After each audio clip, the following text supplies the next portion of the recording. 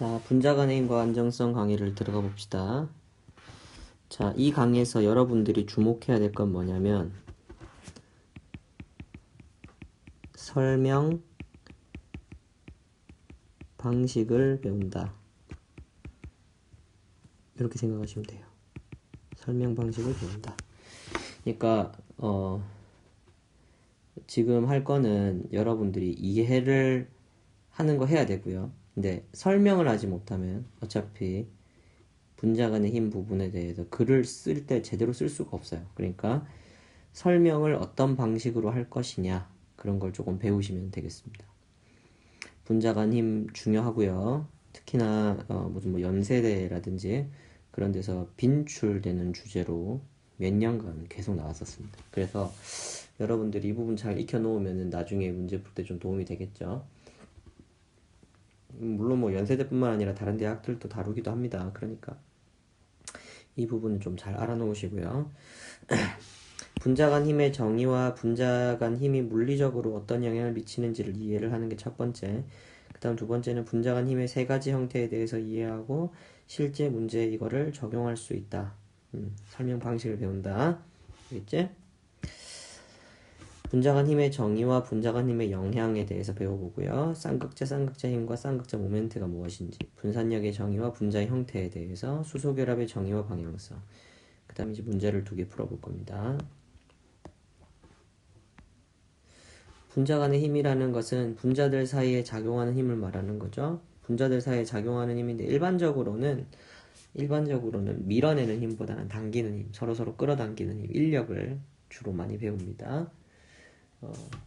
그래서 일단은 이제 주로 그렇다는 거지 밀어내는 힘이 없다는 말은 아니에요. 분자 간 힘이 크다라는 말은 무슨 말이냐면, 일단 먼저 고체나 액체 상태로 존재한다. 물질의 상태에 대한 이야기다, 그지? 물질의 상태에서 고체로 존재하려고 하거나 혹은 액체 상태로 존재하려고 하거나 그렇게 하려는 거에 분자 간 힘이 크다라고 이야기를 하는 거예요. 그 다음에 두 번째로는 액체가 서로 뭉치려고 하는 그것인데 이것은 응집력이라고 그렇게 이야기를 합니다. 그죠? 액체가 서로 뭉치려고 하는 성질, 응집력이 있다라는 거. 그래서 보시면 일단은 이제 고체, 액체, 기체, 분자 간 힘을 비교해 봅시다. 고체가 할 수 있는 운동은 떨리는 운동밖에 없죠. 이 입자들 사이에 작용하는 입자들 사이에 이게 좀 거의 붙어 있잖아, 그지? 입자 간 거리가 가깝고 떨리는 운동밖에 못하죠. 다시 말하면은 분자들이 서로 막 돌아다니지를 못한단 말이야. 무슨 상태야? 이런 상태를 뭐라 그래? 고정되어 있는 상태라 그러지, 그지? 고정되어 있다. 고정되어 있으니까 결과적으로 어떻게 된다는 거야? 고정되어 있으니까 분자 간 힘이 잘 작용하겠죠. 뭐 분자 개념 몰라가지고 못 푸는 그런 경우는 없겠지. 액체는 뭐야, 액체는 분자들이 가깝긴 가까워. 이것도 가깝긴 가까운데 얘들이 다 유동성을 가지고 있죠. 액체는 유동성이 있어요. 유동성을 가지고 있기 때문에 어쨌든 분자 간 힘이 작용할 수는 있는데, 분자 간 힘이 작용할 수는 있단 말이야. 얘들이 움직일 수가 있다고. 얘들이 움직일 수 있단 말이야. 움직일 수는 있는데, 그래서 가까워서 이제 분자 간 힘이 작용할 수는 있는데 움직일 수 있으니까 어떻게 돼요? 얘랑 작용하다가 갑자기 딴 놈이랑 또 분자 간 힘이 작용하고 이런 경우들이 발생을 할 수 있다는 거지. 그러니까 다시 말하면은 고체에 비해서 분자 간 힘이 덜 작용한다, 그지? 작용을 하긴 합니다. 알겠죠? 못하는 건 아니에요. 기체는 어떨까요, 기체? 선생님이 기체 저번에 좀 설명해 줬죠. 평균 거리가 얼마 정도 떨어진다 그랬어. 기체 입자하고 입자 사이가. 기체하고 입자 사이 여기 거리 D라고 이야기를 하고, 액체에서 여기가 사이의 거리를 D라고 이야기를 하면 선생님이 18ml에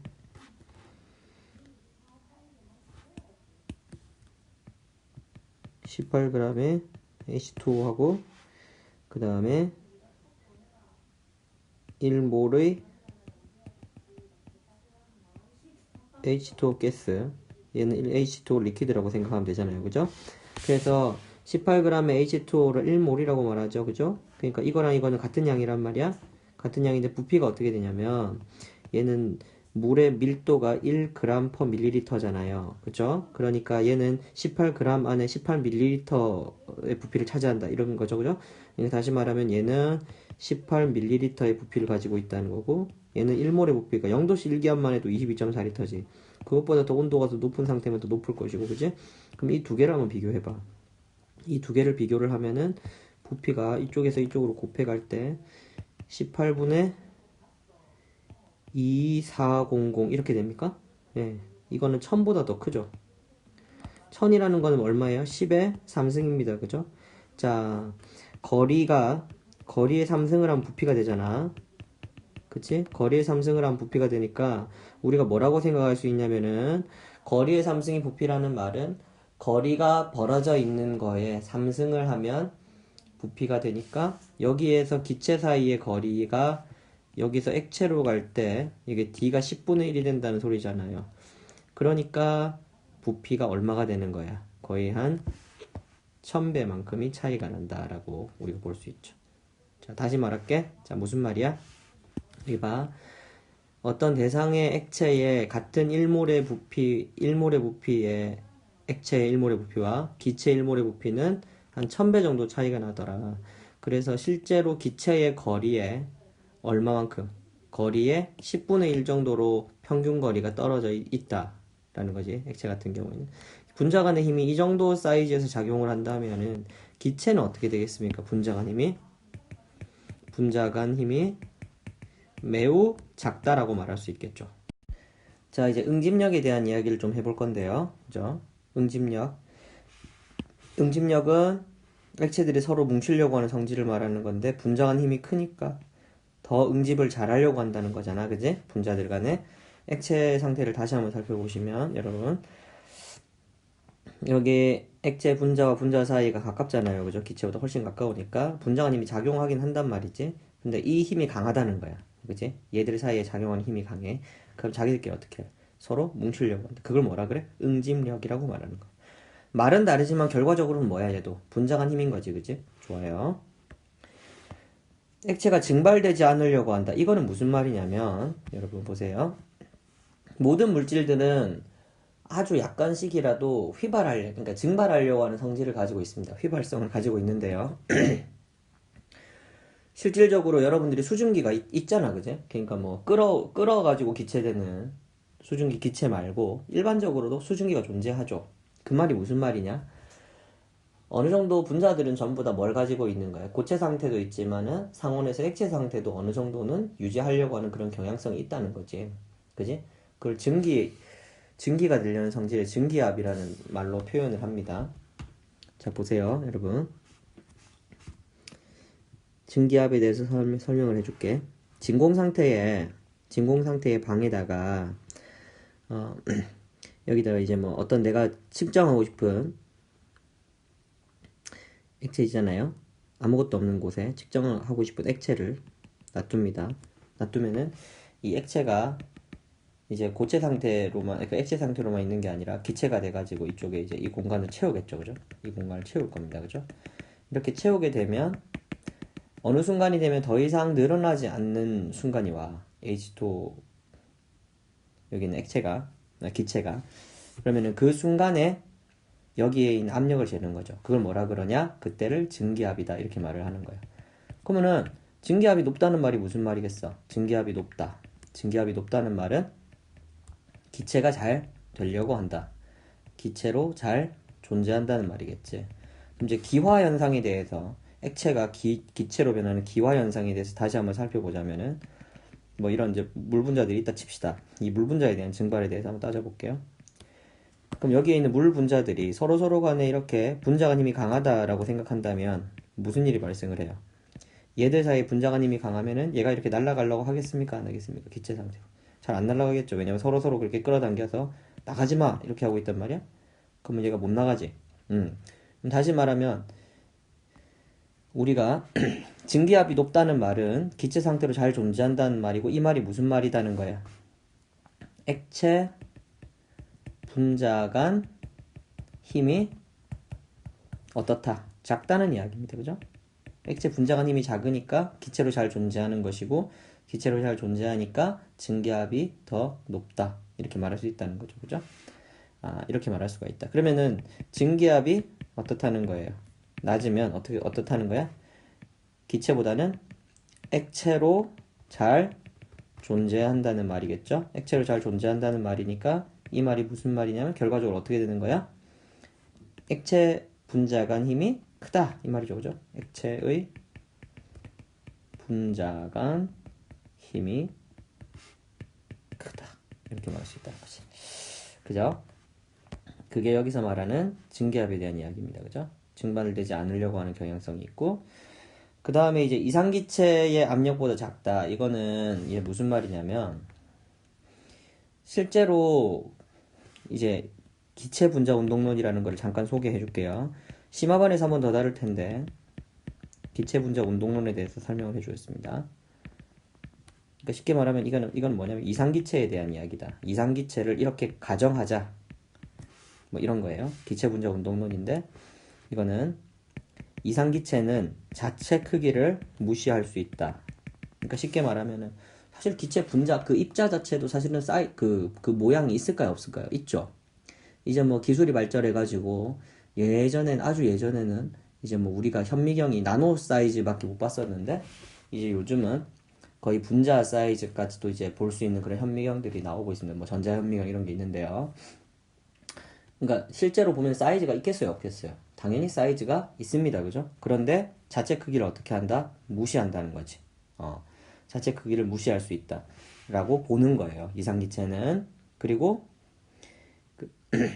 완전 탄성 충돌을 한다, 이렇게 보는 거예요.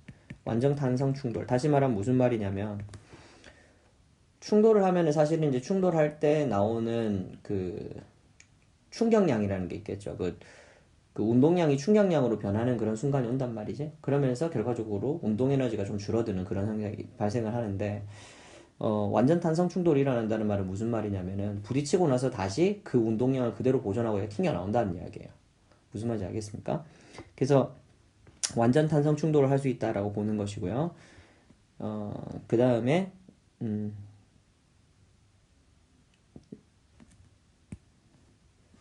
분자 간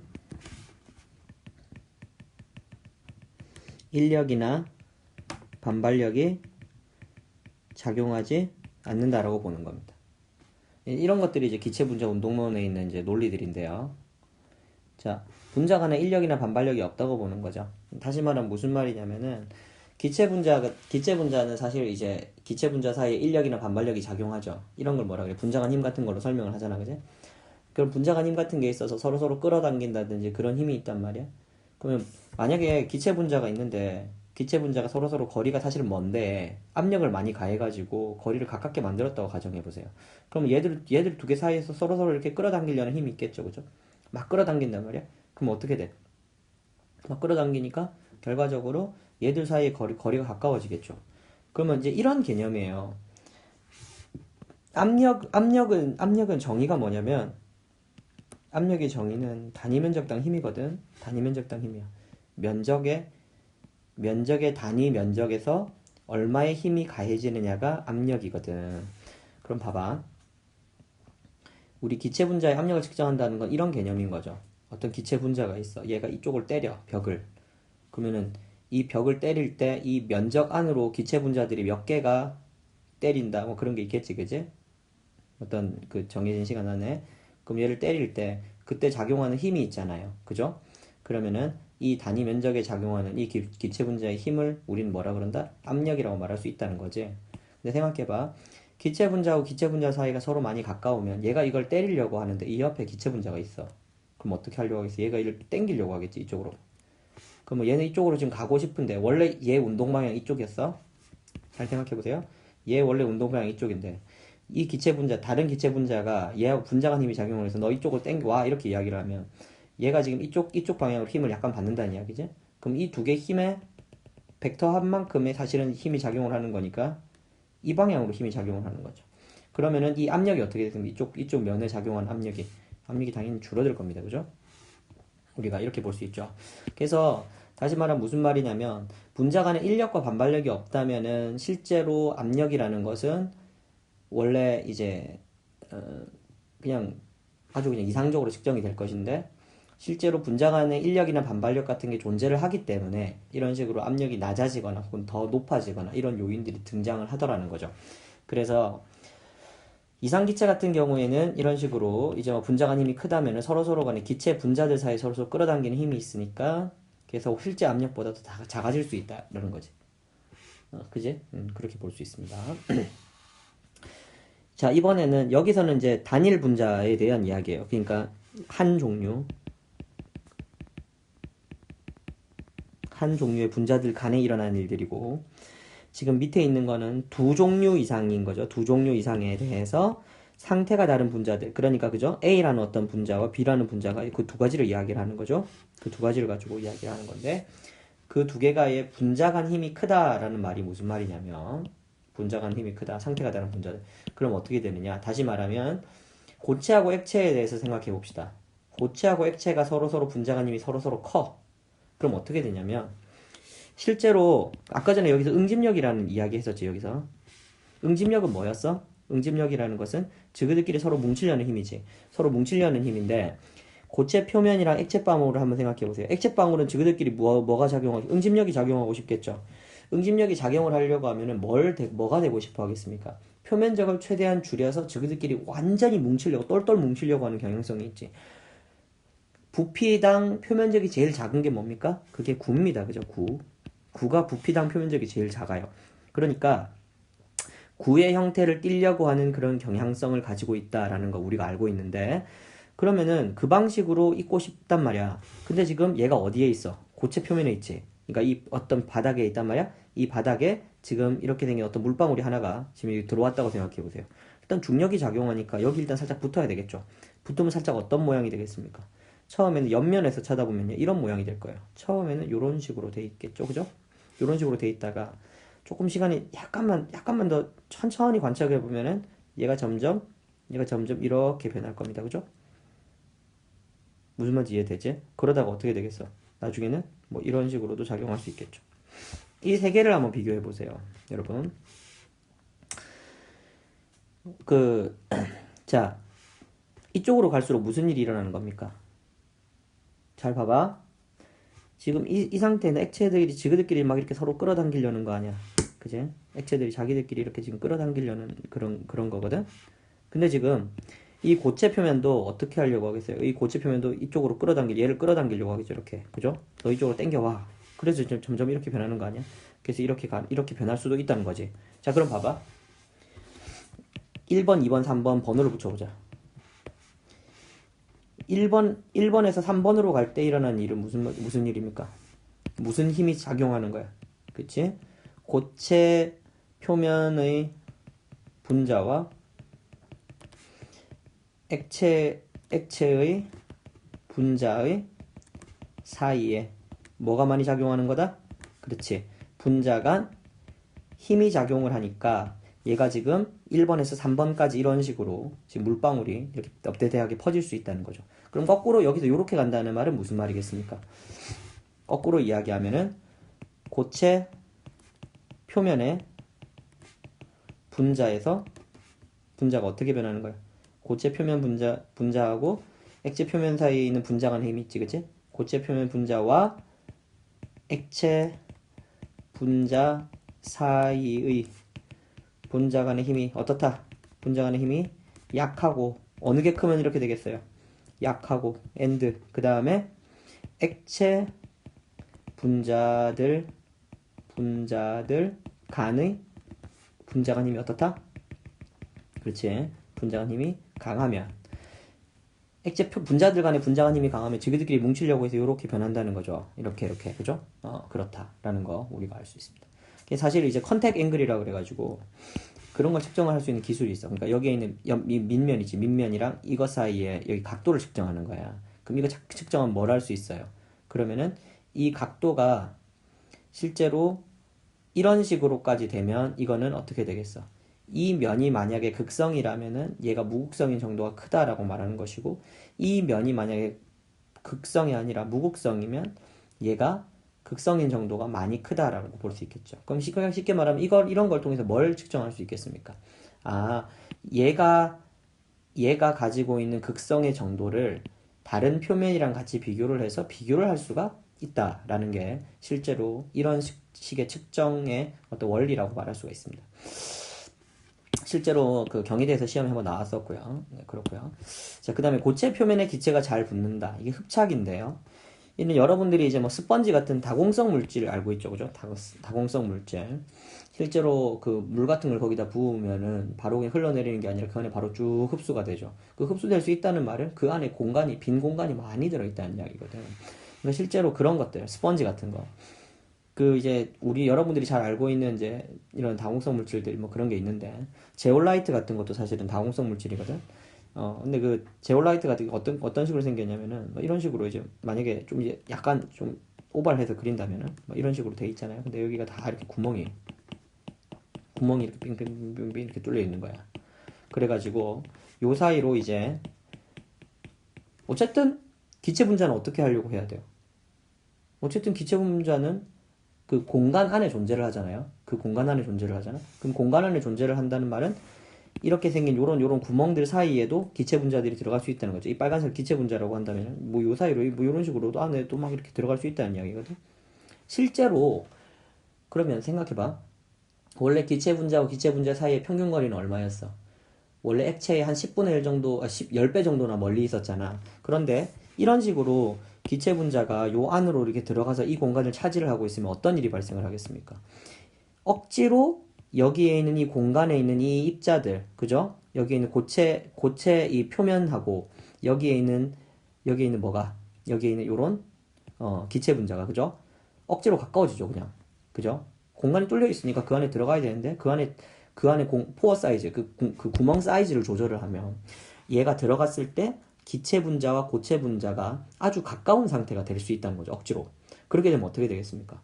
그 기체와 고체 분자 사이에 뭐가 작용해? 분자 간 힘이 작용할 수가 있다는 거야. 그럼 분자 간 힘이 작용을 하는데, 그러니까 이거는 결과적으로 뭐 두 개를 비교를 하는 거다? 고체와 뭘 비교하는 거예요? 기체의 분자 간 힘. 같이 작용하는 거지? 같이 작용하는 분자 간 힘을 비교를 하는 거거든. 그럼 이제 고체하고 기체 사이의 분자 간 힘이 이렇게 되면 어떻게 되는 거야? 고체 사이로 기체 분자들이 들어가서 흡착이 되는 이런 형식이 일어난다는 거죠. 그런 걸 흡착이라고 그래요. 결과적으로 지금 봐봐. 여기서 말하는 응집력이란 부착력이랑 흡착이 전부 다 뭐야? 사실은 전부 다 그냥 크게 말하면 분자 간 힘이야. 분자 간 힘을 이렇게 말을 하고 이렇게 말을 하는 거죠. 자, 흡착이 무슨 일이다? 고체 분자 사이에 뭐가 기체 분자가 그 안에서 끼어 들어가서 붙는 현상, 그거를 우리는 흡착이다 이렇게 말한다는 거죠. 이번에는 분자 간 힘의 종류가 비슷한 두 종류의 분자 사이에는 어떤 일이 일어날까요? 분자 간 힘이 비슷하다는 말은 둘 다 극성 물질이라서 쌍극자 모멘트, 그러니까 쉽게 말하면 쌍극자 모멘트라는 게 비슷하고 분자량도 비슷하다거나 뭐 그런 식으로 좀 비슷한 분자들은 무슨 일이 일어나냐면 자기네들끼리 용해가 잘 돼요. 용해가. 이런 말 많이 들어봤지, 그지? 극성은 극성 용매가 잘 녹이고 무극성 물질은 무극성 용매가 잘 녹인다, 그지? 극성 물질은 그래서 물이 잘 녹이고 무극성 물질은 기름이 잘 녹인다, 뭐 이런 거죠, 그죠? 그런 것들이 여러분들이 실제로 봤던 그런 거란 말이야. 그래서 용해가 잘 된다. 자, 그래서 세 종류를 배웠어, 그지? 세 종류 다시 보자.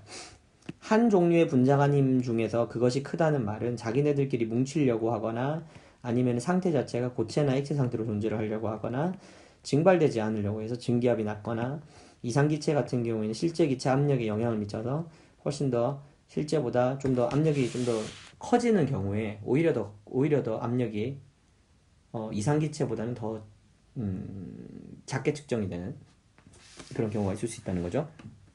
그 다음에 이거는 뭡니까? 여기서는 이제 분자 간을 이야기하는 거지. 여기서는 이제 한 종류고 이건 두 종류 이상인 거죠. 그래서 이제 고체 표면에 액체 바물이 잘 붙는다. 이건 무슨 말이다? 고체 표면에 액체 바물이 잘 붙는다. 이런 거지, 이제. 이 표면에 옆에 붙으면은 이렇게 되거나 이렇게 되거나 이렇게 될 수 있는데 그때 이게 부착. 이걸 부착이라고 그런다는 거지. 이렇게 되는 현상은. 근데 1번은 어떻게 되는 걸 말하는 거야? 이 안에 있는 뭐가 액체 방울들이 자기들끼리 힘이 센데 이쪽으로는 힘이 약할 때는 이런 식으로 거의 구형의 형태를 이루고 옆면에서 쳐다봤을 때 이런 식으로 된다는 말은 무슨 말이다?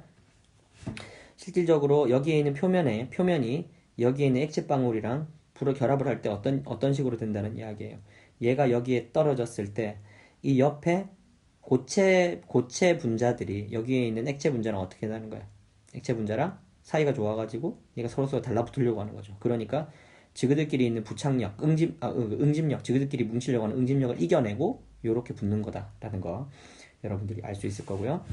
그래서 그 다음에 이제 고체 표면에 기체가 잘 붙는 흡착, 이게 이제 연세대에서 아주 많이 나왔던 이제 다공성 물질에 대한 이런 것들이 나오는데, 다공성 물질 안에 보면 이런 식으로 이제 기체 분자들이 들어갈 수 있단 말이야. 그럼 기체 분자들이 들어갈 때 이게 기체 분자들이 어떤 일을 하냐면, 기체 분자들이 이 구멍 안에서 얘하고 고체 표면이랑 상호작용을 할 수 있다는 거예요. 그 분자 간 힘이 작용을 한다는 거죠. 그걸 뭐라 그런다? 흡착이라고 이야기를 한다는 거예요. 그 다음에 분자 간 힘의 종류가 비슷한 두 종류의 분자 사이는 무슨 일이 일어날까요? 용해가 잘 된다. 그러니까 다시 말하면은 용매와 용질 사이의 관계처럼 여러분들이 그렇게 생각을 하시면 된다. 여기까지를 일단 했었습니다. 그죠? 자, 다음 장 넘어갈게요. 이제부터는 분자 간 힘의 종류에 대해서 한번 알아볼게. 쌍극자 힘이라는 거는 쌍극자 모멘트를 가진 분자들 사이에 작용하는 인력이야. 다시 말하면 HCl 같은 거 생각해 보세요. HCl 같은 경우에 전기음성도가 CL이 더 크잖아, 그지? 그럼 마이너스 이쪽으로 좀 더 몰려 있단 말이지. 그걸 분자에서 생각해 보면 이렇게 돼 있는 거죠. 한쪽은 델타 플러스, 한쪽은 델타 마이너스, 이런 식으로 지금 돼 있는 거를 말하는 거다. 그러면은 여기에 델타 플러스, 델타 마이너스가 있어서 뭐 전기장 같은 게 걸리게 되면은 이렇게 배열을 한다든지, 뭐 아니면은 다른 똑같은 이제 이렇게 델타 플러스 델타 마이너스를 가지고 있는 놈이 오면 얘하고 얘 사이 이렇게 완벽한 결합은 아닙니다. 화학 결합은. 분자 간 힘은 선생님 저번에 화학 결합은 아니라고 분명히 이야기를 했어. 뭐가 작용한다는 거야? 자기네들끼리 이렇게 살짝 당기는 이런 힘들이 작용을 한다는 거죠. 이걸 뭐라 그런다? 이거를 쌍극자 모멘트, 쌍극자 힘이라고, 쌍극자 사이에 작용하는 쌍극자 상호작용, 이렇게 말을 한다는 거예요. 여기서 말하는 쌍극자 모멘트는 전자가 치우친 정도를 벡터로 나타내는 거지. 그래서 여기에 델타 플러스하고 델타 마이너스가 더 많이 되면 얘 사이에도 힘이 잘 작용하겠죠, 그죠? 그러면 이 사이에 이 힘을 크게 하려면은 얘를 키우면 된다는 거잖아. 여기 이 부분, 그지? 얘를 키우면 된다. 다시 말하면 무슨 말이야?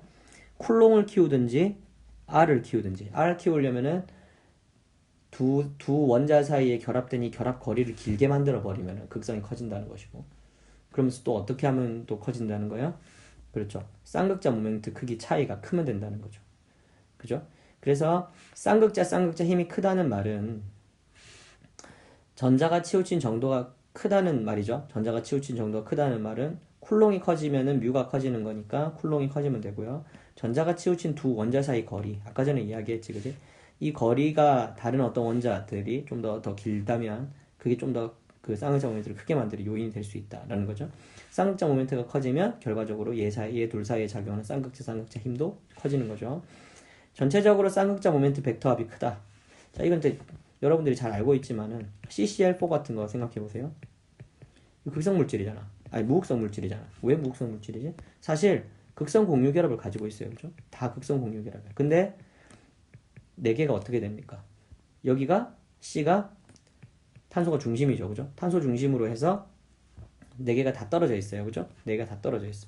다시 말하면 얘들이 어떻게 있습니까?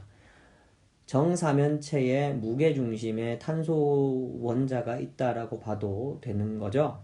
그래서 그리고 쌍극자 모멘트는 각각의 쌍극자 모멘트는 다 같죠. 그러니까 다 합치면 0이 된단 말이야.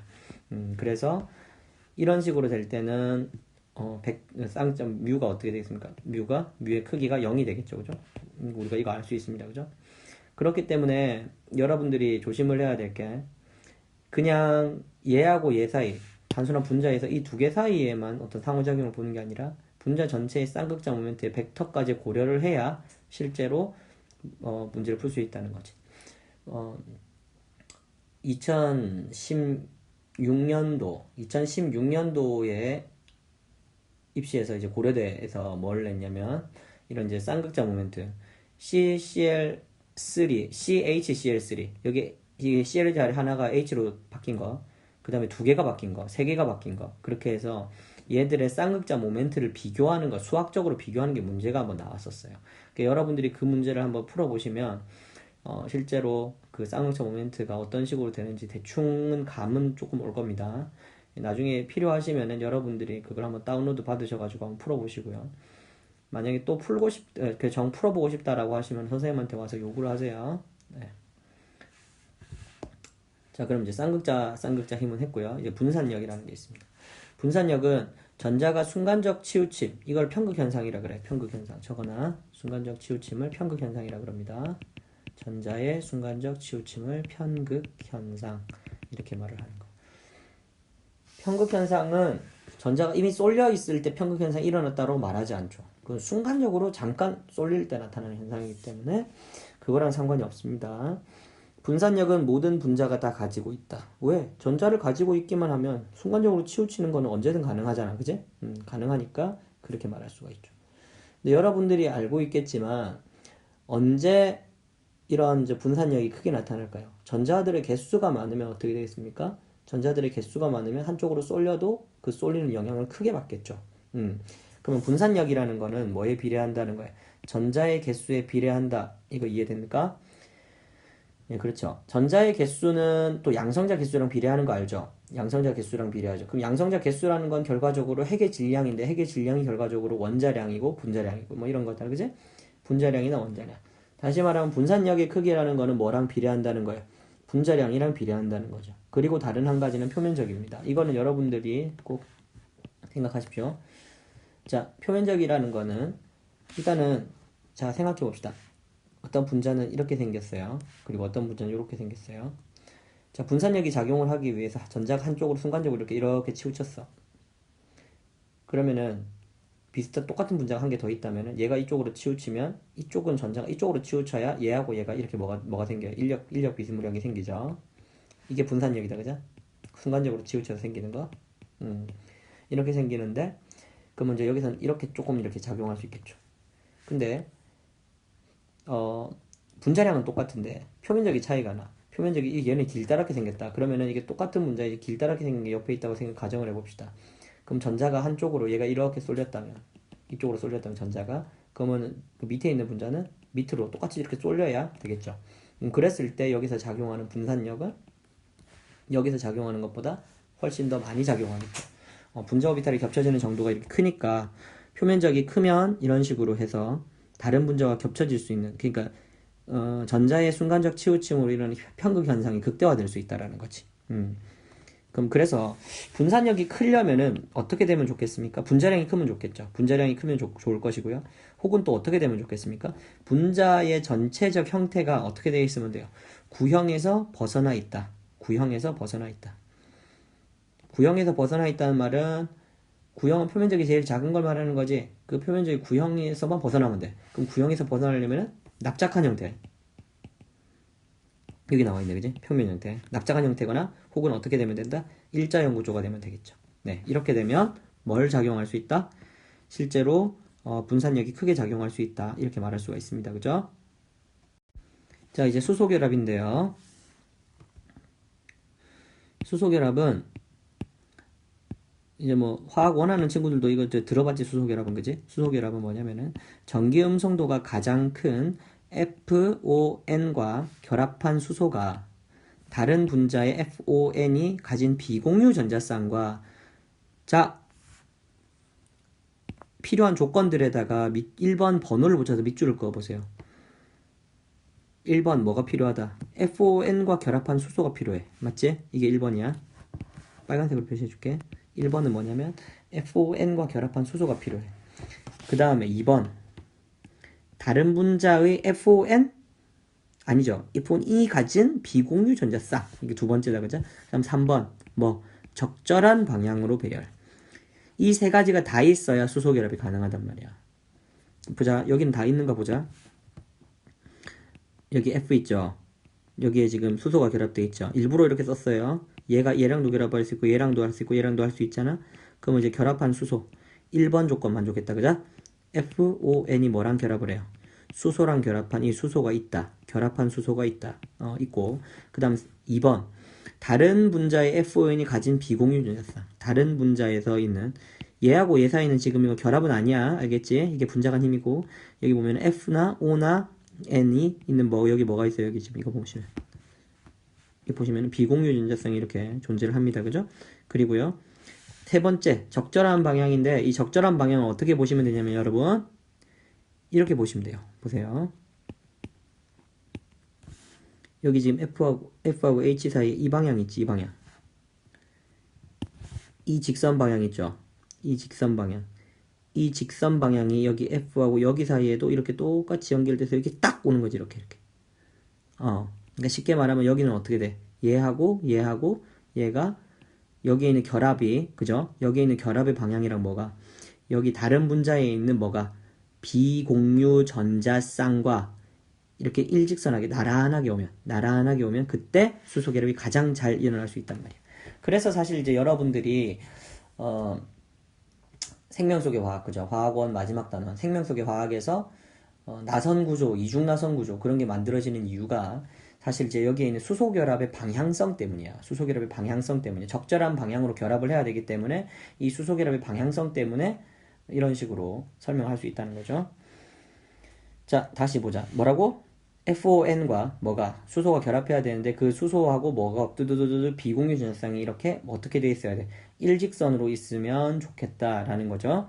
그래서 분자 간 A라는 분자와 B라는 분자가 수소 결합을 하려면 뭐가 있어야 된다? 선형 배열을 해야 되겠죠. 분자 내에도 수소 결합이 있을 수 있습니다. 오각 육각 형태로 배열이 되면 이게 수소 결합이 대충 가능하단 말이야. 설명해 줄게. 봐봐. 예를 들어서 이렇게 된다고 생각해 보세요. 벤젠고리가 있어요. 벤젠고리가 있는데 여기에 C, O, O, H가 있어. 그리고 여기에 O, H가 있고 여기 비공유 전자쌍이 이렇게 있어요. 자, 산소하고 결합하고 있는 수소가 있다. 그지? 맞아? 산소하고 결합하고 있는 수소가 있지. 그리고 지금 여기에 보면 여기 뭐가 있어?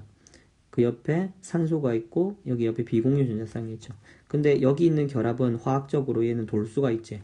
여기 있는 이 단일 결합은 단일 결합이기 때문에 여기 회전이 가능하단 말이야. 자유회전이 가능해. 자유회전을 하다 보면 어떤 순간이 오겠어요. 자유회전을 하다 보면은 여기에 있는 비공유 전자쌍 중에 하나가 얘하고 이렇게 오면서 이게 나란하게 오는 이런 경우가 생기겠죠. 이 수소 쪽으로 당겨지는 이런 나란하게 오는 경우가 생길 겁니다. 그죠? 그렇게 되면 결과적으로 어떻게 된다는 거예요? 여기에 있는 수소와 산소 사이에 이런 식으로 뭐가 생길 수 있다는 거예요. 이런 수소 결합이 생길 수 있다는 거죠. 무슨 말인지 알겠습니까? 네. 그런데 이 둘 중에서 어느 게 더 세냐면은 분자 내에 일어난 수소 결합이 더 세. 왜 그럴까? 선생님 아까 전에 선형이 가장 강하다면서요. 맞아. 선형이 가장 강해. 선형으로 이렇게 일직선으로 있는 게 가장 강하긴 하지만 얘는 분자 내에서 일어나는 수소 결합이죠. 분자 내에서 수소 결합이 일어난다는 말이 무슨 말이겠습니까, 여러분? 분자 내에서 수소 결합이 일어날 수 있다는 것은 여기에 있는 결합 자체가 빈번하게 발생할 수 있다는 이야기죠. 그죠? 그러니까 만날 수 있는 찬스가 더 많다는 이야기야. 다른 거는 분자하고 분자 사이에 일어나는 거니까 실질적으로 수소 결합을 할 수 있다 쳐도 그게 아주 잠깐 일어났다 또 떨어지고 이럴 수 있잖아. 근데 얘는 어떻게 돼? 분자 내에서 일어나는 거기 때문에 아주 오랫동안 일어날 수 있다라는 거죠. 그렇게 말을 할 수가 있습니다. 나중에 이제 실제로 문제 나오면은 이런 분자 구조에 대한 문제도 똑같이 있으니까 한번 풀어보면서 우리가 한번 다뤄봅시다. 자, 분자 간임과 화학 결합의 세기를 비교를 합니다. 자, 그러니까 실제로 우리가 이제 해석을 해야 되잖아. 방금 전까지는 우리가 배웠던 것이고 배운 걸 바탕으로 해서 그럼 해석을 어떻게 할 것이냐. 해석을 어떻게 해? 해석 어떻게 할까? 자, 이걸 어떻게 하는지 한번 생각해 봅시다. 분자량이 비슷하다면 어떤 A라는 분자와 B라는 분자에 여기서 이제 이거는 어떻게 비교를 하느냐? 일단 먼저 쌍극자 힘이나 분산력은 이미 어떻다는 거예요. 분자량이 비슷하면 분산력은 비슷하다는 소리죠. 일반적으로 뭐 평면 분자 뭐 그런 건 떠나서 그죠? 일단 비슷할 거야. 표면적은 비교를 해야 되지만 쌍극자 힘하고 수소 결합을 비교를 할 때 무조건 쌍극자 힘하고 수소 결합 중에서 무조건 어느 게 더 세요? 당연히 수소 결합이 강합니다. 그죠? 그럼 분자량이 비슷하다. 그리고 수소 결합이 가능하면 훨씬 더 그게 어떻다? 훨씬 더 분자 간 힘이 더 크다라고 말할 수 있죠. 알겠죠? 그렇다고 해서 이것이 화학결합보다 강하냐라고 말을 하면은 아니다는 거예요. 화학결합은 몸에서 팔을 떼는 거라 그랬어. 이거 말이 안 된다 그랬지? 그래서 이 부분을 이렇게 비교를 하시면 되겠습니다. 자, 분자량이 차이가 많이 나는 경우에는 쌍극자의 힘은 쌍극자 힘보다도 수소결합이나 분산력이나 이런 것들을 비교를 해야 되는데 분산력이 좀 더 큰 경우가 될 수 있어요. 왜냐하면 분자량이 차이가 많이 나기 때문에 그럴 때는 수소결합보다도 분산력이 더 큰 요인으로 작용할 수도 있다라는 거를 선생님이 이야기를 해놓은 거예요. 선생님이 지금 이야기한 거 머스트는 아닌데 여기서 지금 봐봐. 뭐가 바뀌었어요? 쌍극자 힘이랑 수소결합은 크기가 항상 쌍극자힘보다는 수소결합이 큰 거 보이죠? 근데 분산력은 여기 있을 수도 있고 여기 있을 수도 있으니까 그러면 분자량이 많이 차이가 나면 수소결합보다도 분산력이 더 세게 될 수도 있구나 라는 거를 여러분들이 생각해 볼 수가 있습니다. 그죠? 자, 그래서 보세요. 수소결합보다 일단 왜 쌍극자 힘이 더 약하고 수소결합이 더 강하냐 그걸 선생님이 이제 설명을 해줄게. 수소는 루이스 구조, 아니, 전자 배치를, 오비탈 전자 배치를 하면 1s에 한 개만 들어있다, 그지? 1s에 한 개만 들어있어. 이걸 실제로 구조로 나타내보면은, 양성자에 전자 하나가 지금 첫 번째 전자 껍질에서 돌아다닌다. 보어 이론으로 보면, 그죠? 이렇게 말할 수가 있지. 그러면은 얘가 F하고 결합을 해. 그럼 다시 말하면 H가 지금 F하고 많이 결합을 했다 치자고. 그러면 여기에 있는 전자쌍은 전기음성도 차이에 의해서 전자쌍은 어느 쪽으로 많이 치우치겠어요? F 쪽으로 많이 치우치겠죠. 그럼 실제로 어떻게 되는 거냐면 양성자 있고 여기 전자 있잖아. 그 F도 여기 이렇게 F의 첫 번째 전자 껍질, 두 번째 전자 껍질에 있는데 전자가 지금 여기 8개 차 있고 그제? 이렇게 차 있고 이렇게 지금 하나 공유해서 여기 있는 전자쌍 이쪽으로 많이 땡겨가고 이렇게 이런 구조잖아요. 그러면 수소가 다른 비금속 F 같은 거랑 결합을 해서 전자쌍이 F 쪽으로 치우쳐서 간다면 수소는 어떤 일이 일어납니까? 수소 주위에는 거의 전자가 있어 없어? 없지. 거의 없지. 그러니까 쉽게 말하면 무슨 말이냐면 이 부분이 거의 그냥 양성자라는 소리야. 거의 양성자. 완벽하게 양성자라고 볼 수는 없죠. 근데 여러분 우리가 앞에서 배웠던 거 실제로 H하고 F 사이가 있으면 여기 델타 플러스 델타 마이너스 맞습니까? 틀립니까? 맞죠? 그죠? 그럼 사실은 원래는 여기 델타 플러스고 FO에는 전기음성도가 가장 큰 놈이잖아. 그러니까 다시 말하면 얘는 델타 마이너스라는 소리죠. 얘들은. 그러면 델타 플러스하고 델타 마이너스 사이에 이렇게 있는 게 이게 뭐야? 사실은 쌍극자 힘인 거지. 그런데 쌍극자 힘인데 아까 전에 이야기했지만 수소는 1s의 전자가 하나 있어서 여기에 있는 전자를 이렇게 뺏겨버리면 거의 얘는 뭐만 돼? 거의 양성자야. 거의 양성자라고. 거의 양성자. 그러면은 여기에 있는 전자쌍이랑 이렇게 상호작용을 하잖아요. 그쵸? 이렇게 상호작용을 하잖아요. 예. 그럼 결과적으로 어떻게 된다는 거예요? 거의 양성자가 되어 있기 때문에 다른 만약에 예를 들어서 리튬 같은 것도 생각해보면 리튬이 플러스가 돼도 이거는 뭐가 있어요? 이 전자배치 1s2지 그지? 그럼 내부 전자가 있어 없어? 있잖아. 근데 얘는 전자를 하나 거의 뺏기게 되면 양성자밖에 안 남기 때문에 뭘 좋아하겠습니까? 당연히 전자를 좋아하죠. 그래서 얘하고 얘 사이에는 특별한 결합이 생기는데 그걸 뭐라 그런다? 수소결합이라고 말하는 거야.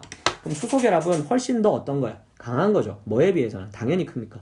당연히 쌍극자 모멘트에 비해서는 훨씬 큰 결합입니다. 그죠? 힘이 강하잖아. 수소결합이. 그지? 그래서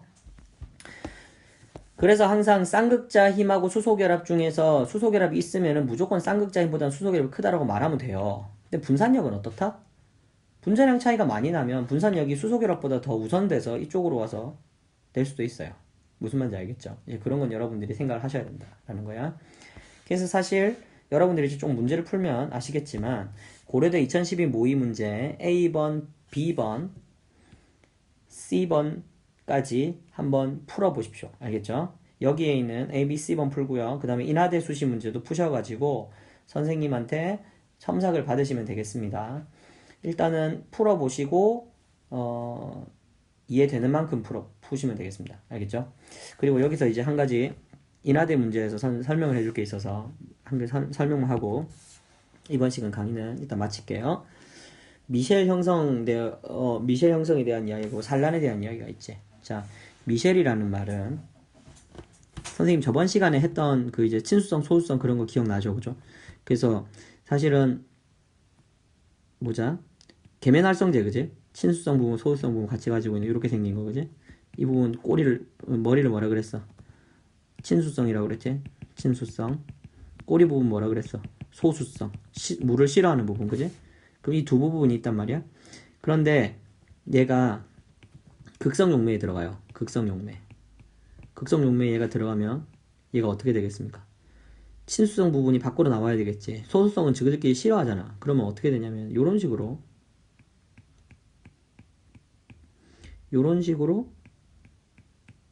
되겠죠. 그죠?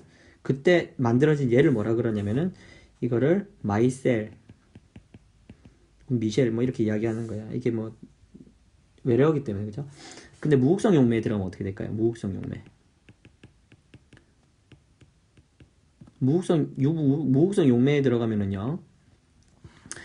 소수성 부분을 좋아하죠. 무극성이. 그죠? 그러니까 이렇게 들어가면 됩니다. 그죠? 이렇게 되면 되죠. 그럼 이 부분으로 뭐가 나와? 소수성 꼬리 부분이 이렇게 밖으로 튀어나오게 되면은 무극성 용매에 이렇게 들어가면 생기죠. 얘도 마이셀이에요. 근데 이걸 영 마이셀이라고 이야기를 하기도 합니다. 그러니까 이제 반대로 생긴 마이셀인 거지. 알겠지, 그지? 그런 식으로 말을 합니다. 그게 마이셀이고요. 콜로이드 용액이라는 게 있는데, 콜로이드 용액이 뭐냐면, 이제 제시문에 나와 있는 거 선생님이 지금 설명하는 거야. 읽어보면 원래 있는데, 선생님이 일부러 좀 이제 뭐 지면 사례도 있고 뭐 하기 때문에, 그냥 좀 너무 그거 한 것 같아서 다 뺐는데, 여러분들 일단 보시고, 문제는 다시 한번 풀어보시면 좋겠습니다. 콜로이드 용액은, 그러니까 뭐, 흙탕물, 또는, 여러분들이 잘 알고 있는 우유, 이런 걸 콜로이드 용액이라고 그래. 우유가 하얀색이냐? 여러분 눈에 보기엔 하얗죠? 근데 우유 오랫동안 놔둬봤어요? 흙탕물도 오래 있으면 어떻게 돼? 여기는 흙탕이 가라앉으면 어떻게 돼? 다시 맑아지죠? 우유도 사실 마찬가지야. 오랫동안 놔두면 얘도 가라앉거든? 그럼 사실 보세요 여러분. 실제로 여러분들이 우유가 흰색이라고 느끼는 거는, 그리고 여러분들이 실제로 밖에서부터 나오는 빛을 다 본다고 하면, 여러분들이 우유를 통해서 바깥에 있는 우유를 통해서 다른 쪽에 있는 걸 볼 수 있어요? 우유를 통해서 다른 쪽을 볼 수 없죠. 이게 흰색이잖아, 그치? 흰색인데 우리 눈이 여기 있어요. 눈이 여기 있는데 우리 눈을 통해서, 그치? 우리 눈을 통해서 이 빛이 들어와서 이렇게 들어옵니까? 아니죠, 그죠? 이 빛이 못 들어오잖아. 빛이 못 들어오지. 그리고 왜 그러냐면 여러분들이 여기 투명하게 보이지 않는다는 거야. 이쪽 편을 못 보잖아. 여기를 못 보잖아. 눈으로 여기를 못 봐. 그러니까 다시 말하면 이 우유 같은 이런 것들은 실질적으로 투명한 게 아닌 거죠. 그죠? 투명한 게 아니죠. 정확하게 용해가 된 게 아니라고. 녹아 있는 게 아니야. 그럼 어떻게 돼 있는 거야? 실제로 큰 입자 덩어리들이 여기에 있어서 빛이 들어오는 진행 경로를 방해를 한다는 거죠. 방해를 해서 여기에 있는 밖에 있는 곳을 실제로 이쪽에 눈을 통해서 이쪽을 보기가 어렵다라는 겁니다. 못 보죠. 그때 빛의 진행 경로를 방해하는 이 현상을 뭐라 그러냐면 이걸 산란 현상이라고 이야기를 해. 산란 현상. 흙탕물도 마찬가지지, 그치? 이제 그 물에 흙탕 같은 게 있는데 사람들이 미꾸라지 같은 것들이 다니면은 거기 어두워지잖아요. 어두워져서 거기 못 보죠, 그죠? 못 보는데 시간이 오래 지나면 거기 가라앉지. 그런 흙들이 뭉쳐서 흙 분자들이 뭉치게 되면은 그런 식으로 이런 아주 조그만한 알갱이들이 뭉쳐가지고 큰 알갱이가 되는데, 큰 알갱이가 되면은 빛이 진행하는 걸 방해를 하면서 빛을 볼 수 없게 만든다는 거죠. 그때 빛을 볼 수 없게 만든 이거를 우리는 산란 현상이라고 이야기를 하는 겁니다. 알겠죠? 그래서 여기에서 여러분들이 인하대 문제 여기까지 풀어보시는데, 이 인하대 문제에서 말하는 거, 선생님 방금 전에 이야기한 그 내용을 토대로 해서 문제를 한번 풀어보시면 되겠습니다. 풀어보시고 그 다음에 선생님이 이거 강의는 이번 시간에 안 올릴 거예요. 다음 시간에 올릴 테니까 여러분들은 집에 가셔가지고 풀어보시든지 아니면 시간 남을 때 풀어보시고 선생님한테 설명을 다시 들으시면 되겠습니다. 네, 오늘은 조금 강의가 좀 짧네요. 그죠? 네, 어쨌든 수고 많으셨고요. 다음 시간에 보겠습니다.